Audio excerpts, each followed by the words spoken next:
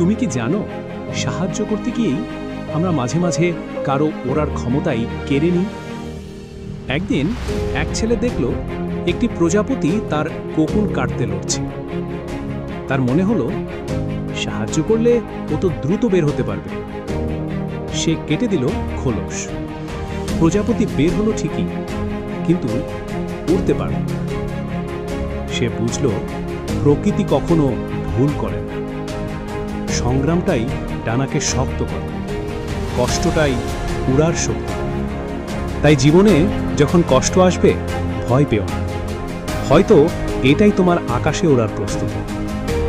তোমার লড়াই থামিও না, কারণ একদিন তোমার গল্পই অন্য কারো ডানা মেলাবে। তুমি উড়বেই।